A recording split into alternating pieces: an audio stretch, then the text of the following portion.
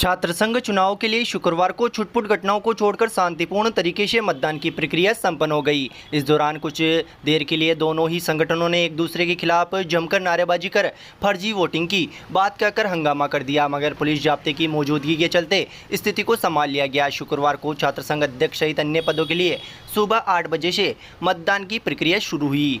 सुबह से ही छात्र संघ चुनाव के लिए खड़े हुए अध्यक्ष प्रत्याशी सहित अन्य पदों के प्रत्याशी अपने समर्थकों के साथ कॉलेज परिसर के बाहर डेरा जमाकर बैठ गए तथा मत डालने पहुंचे मतदाताओं को अपने पक्ष में मतदान करने की अपील करते नजर आए। सुबह 8 बजे से 1 बजे तक चली मतदान की प्रक्रिया में महाविद्यालय के 1090 मतदाताओं में से 767 मतदाताओं ने अपने मत का प्रयोग किया। कुल 70.37% मतदान हुआ। सुबह से ही कॉलेज परिसर के बाहर एबीवीपी व एनएसयूआई के कार्यकर्ताओं का भारी जमावड़ा नजर आया। कार्यकर्ता नारेबाजी कर अपने पक्ष में माहौल बनाते दिखे। इस दौरान कई बार फर्जी मतदान के शक में कार्यकर्ताओं ने कॉलेज परिसर के अंदर घुसने के भी प्रयास किए तथा बार बार शक जाहिर कर फर्जी मतदान की भी आशंका जताई, जिसके बाद पुलिस जाब्ते व महाविद्यालय प्रशासन ने शक के आधार पर कई छात्रों को रोककर गहनता से पूछताछ भी की तथा आईडी कार्ड सहित अन्य दस्तावेजों की जांच के बाद ही मतदाताओं को कॉलेज परिसर के अंदर प्रवेश की इजाज़त दी गई। भारी पुलिस जाब्ते के बीच पुलिस उपाधीक्षक खीव सिंह,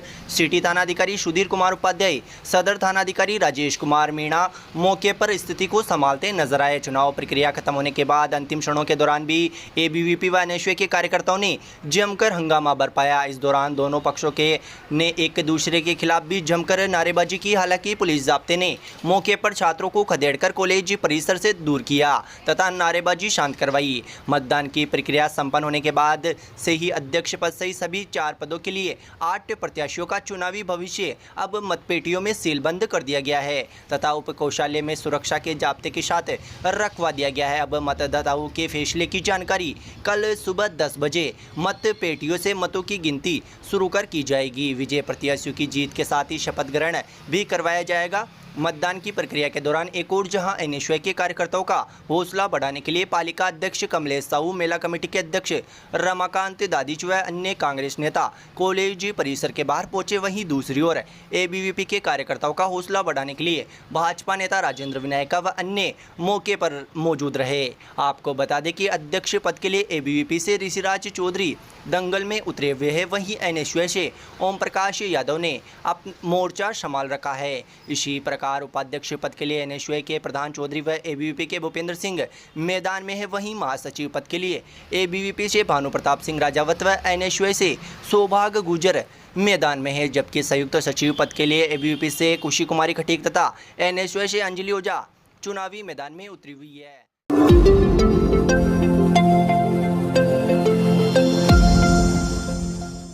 सांवर कस्बे के राजकीय महाविद्यालय और राजकीय शास्त्री संस्कृत महाविद्यालय दोनों में शुक्रवार को सुबह 8 बजे से लेकर दोपहर 1 बजे तक छात्र संघ के चुनाव शांतिपूर्ण तरीके से संपन्न हुए। मतगणना शनिवार को सुबह 10 बजे शुरू होगी। उधर छात्र संघ चुनावों को लेकर पुलिस प्रशासन भी के अधिकारी मतदान केंद्र पर डटे रहे। राजकीय महाविद्यालय के मुख्य निर्वाचन अधिकारी निशा माथुर ने बताया कि छात्र संघ चुनाव में महाविद्यालय के कुल 225 मतदाताओं में से कुल 212 मतदाताओं ने अपने मताधिकार का प्रयोग किया। चुनाव में कुल 94.22% मतदान हुआ। निर्वाचन अधिकारी के अनुसार अध्यक्ष पद के लिए मनोज कुमार व राजकुमार चुनावी मैदान में है। उपाध्यक्ष पद के लिए दिनेश व टीना और महासचिव पद के लिए आसाराम व राम भरोसी व संयुक्त सचिव पद के लिए अनुराग व नीतू चुनाव मैदान में है। वहीं छात्र संघ अध्यक्ष के चुनाव के दौरान सांवर तहसीलदार राम राय मीणार, सांवर थाना प्रभारी आशुतोष पांडे व सहायक थाना प्रभारी हनुमान चौधरी मय पुलिस जाब्ते के कॉलेज परिसर पहुंचकर मतदान केंद्र का जायजा लिया। चुनाव के दौरान मौके पर शांति व्यवस्था के लिए मतदान केंद्र पर भारी पुलिस जाब्ता तैनात रहा। वहीं कस्बे के संस्कृत महाविद्यालय में भी शुक्रवार को छात्र संघ के चुनाव निर्धारित समय पर शांतिपूर्ण तरीके से संपन्न हुए। संस्कृत महाविद्यालय के चुनाव अधिकारी डॉक्टर आनंद शर्मा ने बताया कि संस्कृत कॉलेज के छात्र संघ चुनाव में कुल 84 मतदाताओं में से 72 मतदाताओं ने अपने मत का प्रयोग किया। कुल 85.71% मतदान हुआ। अध्यक्ष पद के लिए अभिषेक व रेणु और उपाध्यक्ष पद के लिए अनीता व भागचंद चुनाव मैदान में है। वहीं इस मौके पर दोनों महाविद्यालय में छात्र संघ चुनाव की मतगणना 27 अगस्त को सुबह 10 बजे शुरू होगी।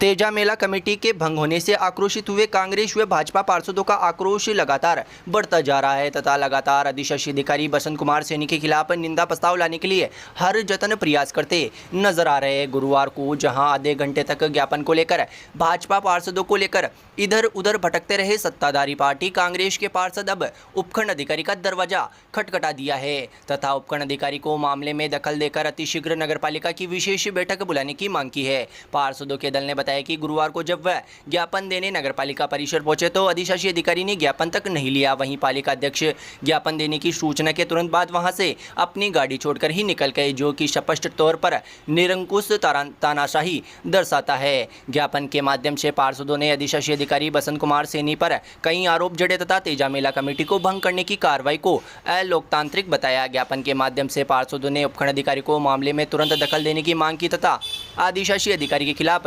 मामले की जांच कर तुरंत नगरपालिका की विशेष बैठक बुलाने की मांग की। ज्ञापन सौंपने के दौरान कांग्रेसी पार्षद नवल दादीची, राधा कृष्ण सोनी, आसिफ हुसैन, भाजपा पार्षद सुरेश बोयत, लोकेश साहू, सुरेश साहू सहित अन्य पार्षद व पार्षद प्रतिनिधि मौजूद रहे। आज एसडीओ साहब को हमने निंदा प्रस्ताव का प्रस्ताव दिया है। जो कल हम लोग गए थे वहाँ पे, तो न तो उपखंड कल न तो अध्यक्ष महोदय ने उसको लिया, वहाँ से रवानगी ले ली। ईओ साहब को देने की कोशिश की तो ईओ साहब ने नहीं लिया। तो हमने आज एसडीओ साहब को इस मामले के अंदर निंदा प्रस्ताव की एक कॉपी वहाँ से भिजवाने के लिए बताइए दी है। और हम लोगों ने ये बताया है कि जो निंदनीय कार्य किया है ईओ साहब ने, उन सारे विषय के बारे में हमने उनको बताया, जानकारी दी है कि जिस तरह से जो पहले एक विकास कार्यों का अनुमोदन कराया गया था, उसके अंदर हम लोगों को ईओ साहब ने ये नहीं बताया कि भाई ये अनुमोदन किस चीज़ का करवाया जा रहा है। तो उसके अंदर इन्होंने फिर उसके बाद में प्रोसेसिंग के अंदर उनको सबको डाल दिया, सारे बोर्ड को अनभिज्ञ रखा उन्होंने। और एक जो तेजा मेला कमेटी का है, तो उसके अंदर इन्होंने जो गैर कानूनी तरीके से और निंदनीय कार्य किया है। क्योंकि उसके अंदर जो ये नगरपालिका एक्ट है, तो नगरपालिका एक्ट के अंदर इसके जो कार्य संचालन नियम है 2009, उसके 1 और 2 जो नियम है उसके अंदर स्पष्ट तौर से लिखा है कि उसमें प्रस्ताव रखा जाएगा और उसमें 2/3 जो सदस्य हैं वो प्रस्ताव रखेंगे। जबकि इन्होंने ये न तो ये प्रस्ताव रखाया न कुछ किया, और एक आदमी के कहते थे उन्होंने प्रस्ताव को कर दिया। ये एक गौर निंदनीय और गैर कानूनी कार्य किया है। इस मामले को लेके हमने अवगत कराया एसडीओ साहब को, और हमने ये भी बताया एसडीओ साहब को कि एसडीओ साहब जो एम्पायर्ड कमेटी है उसके अंदर इन्होंने जो उसमें वेबसाइट में इनको डालना पड़ता है, तो वेबसाइट के अंदर इन्होंने उस चीज़ को ये डालते नहीं है। और उस बारे में भी हमने बताया है कि ये भी निंदनीय कार्य किया जा रहा है। और कई ऐसी चीज़ें हैं जिसके बारे में हमने इनको बताया कि भाई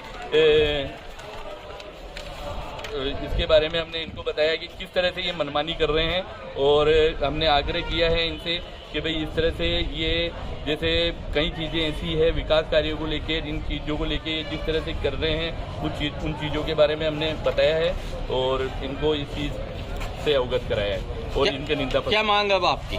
मांग ये है कि जल्द से जल्द बोर्ड मीटिंग बुलाई जाए, और जो हमारा निंदा प्रस्ताव है उस निंदा प्रस्ताव को हम लोग 22 पार्षदों ने साइन किए हैं, और 22 पार्षदों ने साइन करने के बाद दिया है। तो वो जो निंदा प्रस्ताव है वो निंदा प्रस्ताव बोर्ड की मीटिंग के अंदर रखा जाए और इसको जल्द से जल्द बुलाया जाए। यही हमारी मांग है और यही हमारा निवेदन है। और इस पे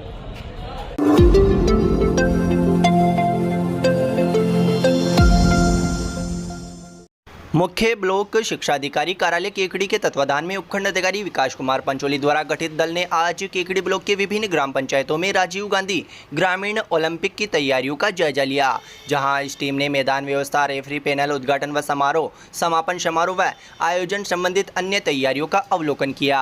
अवलोकनकर्ता दल के मुख्य ब्लॉक शिक्षा अधिकारी केकड़ी गोविंद शर्मा, अतिरिक्त मुख्य ब्लॉक शिक्षा अधिकारी राधेश्याम कुमावत, जिला खेल अधिकारी द्वारा नियुक्त शारीरिक शिक्षक रामधन जाट व उपखंड कार्यालय द्वारा नियुक्त नोडल अधिकारी श्रीधर जाट शामिल रहे। ब्लॉक टीम ने आज ग्राम पंचायत लसाड़िया, नायकी, भराई, खवास व कादेड़ा ग्राम पंचायतों के खेल मैदानों का निरीक्षण किया व व्यवस्थाओं को जांचा।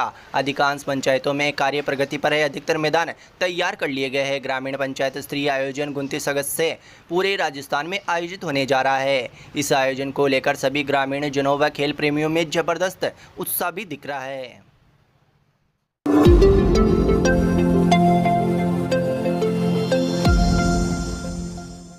राज्य के सबसे बड़े पेयजल परियोजना बांध बिशुलपुर के गेट 3 साल बाद लबालब होने के बाद शुक्रवार को खोले जाएंगे। शुक्रवार को सुबह 7 बजे बांध का जलस्तर 350.50 आरएल मीटर का आंकड़ा छू गया। बांध प्रशासन ने 3 दिन पूर्व डाउन स्ट्रीम में बसे 54 गाँव में गेट खोलने के लिए अलर्ट जारी कर दिया था। गेट खोलने से पूर्व सायरन बजाकर भी चेतावनी दी गई। इससे पूर्व बिशुलपुर बांध पर टोंक जिला कलेक्टर चिन्मय गोपाल, सिंचाई विभाग के अधीक्षण अभियंता वीएस सागर, अधिशासी अभियंता मनीष कुमार बंसल ने पंडितों द्वारा पूजा अर्चना कर बांध पर लगे स्काडा सिस्टम का इस्तेमाल कर ऑटोमेटिक बटन दबाकर गेट खोले। बिशुलपुर बांध के शुक्रवार को 9 एवं 10 नंबर के गेटों को 50-50 सेंटीमीटर खोलकर प्रत्येक गेट से 3-3 हजार क्यूसेक पानी की निकासी शुरू कर दी है। बांध के गेट खुलने से पूर्व बिशुलपुर बांध परियोजना की ओर से देवली, टोडाराय सिंह एवं टोंक उपखंड प्रशासन को चेतावनी दी गई।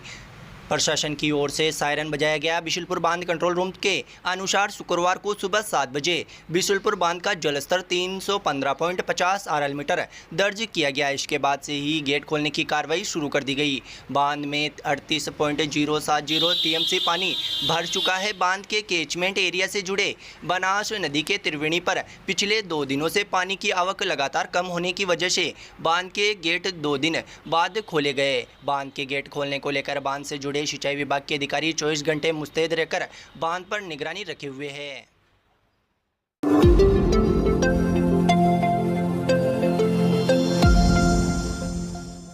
श्री राम अन्नपूर्णा संगठन के 23वें वर्षगांठ पर शुक्रवार को पदाधिकारियों ने राजकीय जिला चिकित्सालय पहुंचकर मरीजों को व उनके परिजनों को फल वितरित किए। इस मौके पर पदाधिकारियों ने मरीजों व उनके परिजनों को फल व मिठाइयाँ वितरित करते हुए उनके जल्द स्वस्थ होने की कामना की। इस दौरान शांतिलाल विनायका, गोपाल अग्रवाल, मुकेश शर्मा, चंचल चौकड़ीवाल, डॉक्टर रामोतार स्वर्णकार, रामकिशन माहेश्वरी, अंकुर बंसल, राहुल, परवीणा अग्रवाल, उषा जेथलिया, आयुषी बंसल, रमा गोयल, खुशी शर्मा आदि मौजूद रहे।